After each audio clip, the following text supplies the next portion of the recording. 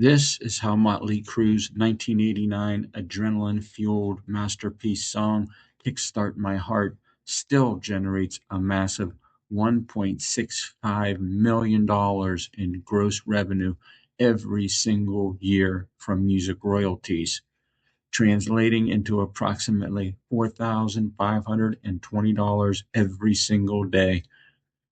But the crew doesn't see most of that money anymore. In 2021, the band famously cashed out, selling their entire recorded catalog to the global music powerhouse BMG Rights Management for an estimated $150 million. Today, while BMG and the industry take a staggering $1.3 million bite out of the annual revenue, we're breaking down exactly how this track keeps the lights on for the corporate suits and the small legacy piece that still hits the band members' bank accounts. First, let's talk about streaming music royalties. The Kickstart engine is now a digital powerhouse owned by BMG. In fact, the consistent digital performance of streaming was a primary driver in the band's 2021 decision to sell their entire recorded music catalog to BMG. Following the massive success of their Netflix biopic, The Dirt, the song's streaming numbers have stayed at a fever pitch. In the streaming world, the streaming platform, such as Spotify or Apple, typically keeps 30% of the gross. Of the remaining 70%, BMG, as the master recording owner, takes the lion's share. However, in buyout deals of this size, the artists usually retain a points or legacy royalty of roughly 20% of the net. Let's take a closer look at Kickstart My Heart music royalties from streaming. Spotify. As you can see from this table, this is the heavy hitter. Spotify pays roughly 4/10 of a cent per stream. With 175 million annual streams, the total revenues the song generates is around $700,000 a year. BMG collects the bulk, of course, but the band's 20% legacy cut clears a cool $140,000 every single year.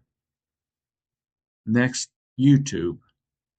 YouTube pays a much lower rate, about 15/100ths of a penny, because it's ad-supported. This includes the official 2024 remaster and fan content, netting the band nearly $20,000 after Google, which is the owner of YouTube, and BMG take their cuts. Next, Apple and other high-test services pay a higher average rate of 6/10 of a cent. These premium listeners contribute a huge $102,000 to the legacy payout every single year. The next category of music royalties for the Motley Crue song "Kickstart My Heart" is publishing. This is the money paid for the composition, which is the lyrics and the melody. While BMG purchased these rights, this revenue is governed by strict industry splits between the publisher and the songwriter. The first part of publishing is the mechanical rate. The Copyright Royalty Board sets a federal rate of 13.1 cents for physical media like the Dr. Feelgood 35th anniversary vinyl. BMG keeps 75% of the publishing pot, leaving the four songwriters to split $18,625 per year. Next, radio and public songwriting royalties are the Nikki Sixx money. In the US, AM FM radio pays the songwriters, but not the performers. Because he wrote it, Motley Crue bassist Nikki Sixx gets the largest slice whenever a station spins the track. Third is the other publishing breakdown. This covers things like sheet music and lyrics. Every time the lyrics appear on your screen, BMG collects a fee. This part generates over $22,000 in gross revenue every year for the song. Now, let's take a look at other sources of the song's music royalties. This is where BMG's investment really pays off. First is radio performance. This is the neighboring rights royalty. In the US, AM/FM radio pays zero to performers, but international radio and satellite services like SiriusXM do pay. They typically pay a rate of roughly 28 hundredths of a cent per play to the recording owner. BMG takes an 80% cut, leaving $12,500 for the band. Next are sync fees. The Motley Crue song Kickstart My Heart is the gold standard for sync licensing. From movies like the Lego Movie 2 to Super Bowl ads for Planters peanuts, sync royalties are where the big money lives. BMG takes an 80% management share of these massive fees, but the band still nets a steady $22,000 annually. Then we have the public performance effect. This is the money from stadium play. Every time the Las Vegas Raiders pro football team or the Chicago Wolves American Hockey League team plays it to hype the crowd, a fee is triggered.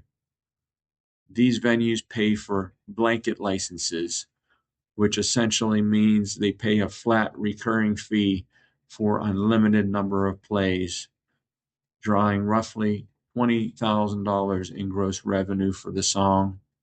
Even though the Motley Crue song Kickstart My Heart makes a whopping $1.65 million a year, the music industry, which is now mainly comprised of the tech giants and the corporate suits at BMG, swallows up about $1.3 million of that. The band members are essentially minority partners in their own hits now, splitting a $338,000 a year legacy royalty. It sounds like a lot, but remember, BMG paid them $150 million up front for the privilege of keeping those $1 million annual paydays for themselves.